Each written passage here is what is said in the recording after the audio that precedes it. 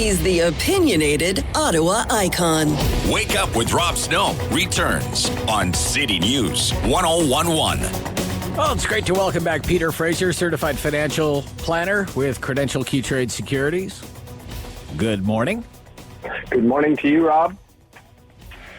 So let's talk about bonds and whether bonds should be given a second look as a part of someone's portfolio, and maybe begin with a few comments about the relationship between the price of a bond and the rate on a bond. Right. Yep. I thought we could do exactly that. Spend a few minutes talking about that bond beating that most of us endured to some extent in 2022. Not easy to forget that interest rates climbed so far so fast in Canada in order to begin that inflation tackling.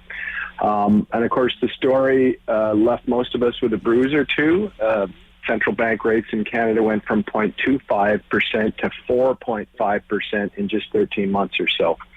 And I like to use the word upside down to describe what you just talked about. But when we talk about bonds, it's worth remembering that the pricing of bonds in the tradable markets has an inverse or opposite relationship with prevailing interest rates. So when interest rates go up, bond values in secondary markets go down. And we saw a lot of that last year. And I thought we could spend a few minutes talking about a bright spot or two on the horizon. We seem, maybe we hope, to be at a point of pause in the rate hike cycle. And I think there could be some good reasons to like bonds again, or at the very least take a closer look. So thought we could look at two or three specifics on how that could go. Okay.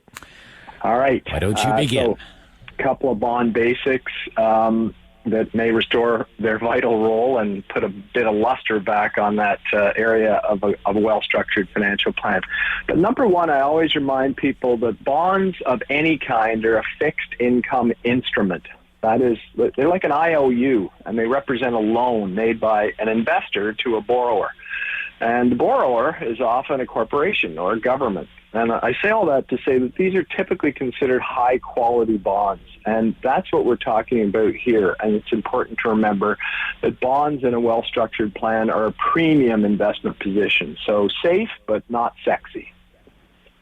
Right. And listeners also may not be aware that the yield, for instance, on a Government of Canada 5-year bond now has gone from 1.25% at the end of 2021 to 3.2% or so today. So, that's a jump of 250%. And, of course, we're familiar with the punishing effect of borrowing costs on people, but it's also the case that they've resulted in way better yields or interest paid by borrowers to people like retirees in their financial plans. And in a financial plan, bonds form a really important part. So that's been especially helpful for plans that depend on steady income sources. And the fact is, we're getting some pretty decent interest rates again after all those ZIRP years. I don't know if you remember that, but the zero interest rate policy era. Yeah. And longer-term bonds, just while we're on that score, can look even better.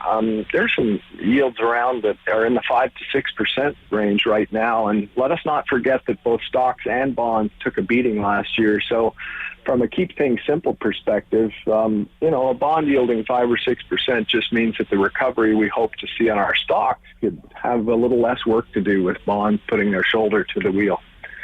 And the last thing, Rob, is just what I call the pause and the pivot. We're hearing that a lot these days, but if, as many suspect, the Bank of Canada at this point pauses in these rate hikes and even pivots to some possible cutting of rates, then bonds will see some really nice potential capital gains in addition to those interest payments we talked about. Interest rates can actually fall materially during a recession, and current indicators seem to have us pointed in that direction. So that could be a good portent for bonds in a plan at this point.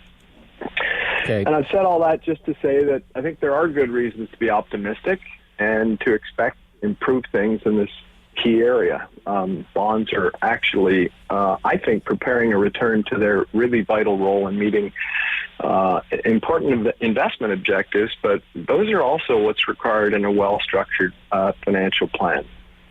And I'm curious, Peter, if I could just ask you one question about how you approach, say, the making up of a bond portfolio. Do you look only at government bonds? Do you look at blue chip corporate bonds? Just give me some sense of that, please. Peter. I think that's a great question. I don't look only. I do look at other alternatives. Obviously, safety and quality is of paramount importance. And so those go into the mix too. But I mean, when we're looking for yield, and provided they fit the mix or fit the expectations that we have, then yeah, I think looking a little wider afield than just government bonds is appropriate in a lot of situations. So. Excellent. Okay. So we missed you for a few weeks. It's great to have you back. I hope you were somewhere sunny and warm. If people are interested in learning more and seeking out your advice, where should they go? How can they reach you? Thank you, Rob. Listeners, of course, are welcome to reach out to me at moneymondays@alterna.ca. About what you and I talked about today, or about anything we talk about on Money Mondays. So moneymondays@alterna.ca. Thanks again, Peter Fraser. Great to hear from you. Thank you, Rob. Good talking to you. Peter Fraser, certified financial planner, Credential, Q-Trade Securities. David Smith will be in right after the 9 o'clock news with Monday's Talkback Hour. David? Yes? You see this? This is new. It's just speaking with Peter just tweaked my memory on this. There's a woman, 18 years old, bought a lottery ticket. Okay. And won the Lotto Max grand prize. Never bought a lottery ticket before in her whole life. All right. First time ever. Yeah. First time ever. 18. Buying a lottery ticket. 18 years old. 18 years old. Wins $48 million. 18 years old. Oh, my God. Why From would Ontario. you tell me that? Yeah. It's Monday. I don't want to be in a bad mood. Well, she should. You know what she should do with it? She should buy some bonds. She could buy, she could buy a lot more than that. Yeah. Still in university. Yeah. From Sault Ste. Marie. Yeah. Youngest person in Canadian history. Can you imagine? If I win was that much in 18, the if I lottery. was 18 again, 18 years old. and I had $48 million, what would I do with it? I would probably buy I'll tell you what would have. 18-year-old Rob Snow wins $48 million. Rob Snow's dead by 25. That's what happens. Oh, come Dead on. and broke in the gutter. Come on now. Okay, what are you talking about on the Talkback Hour this Actually, morning? it's something rather serious today. I want to get into the debate over Bill C-11. It was a big news item on Friday, kind of got lost in the weekend shuffle. Not a lot of coverage on it today. And Bill C-11 is the Trudeau government's internet regulation scheme. It's about regulating digital streaming services, controlling what they show to Canadians, subjecting them to Canadian content requirements. The problem with that is, what is Canadian content? Well, it's a very narrow definition. And much of what we love about online streaming services is not going to fit into that government definition. So there's a lot of people expressing a lot of concerns about this legislation. So I want to explain it for the listeners today and get some feedback on government getting into the space of regulating the internet. Are people concerned about that? Hands off my algorithm. Okay, that's coming up with the Talkback Hour. David Smith, your call, 750-1310, right after the 9 o'clock news. Let's get another look this morning at the situation with traffic. Here again is Gord Taylor.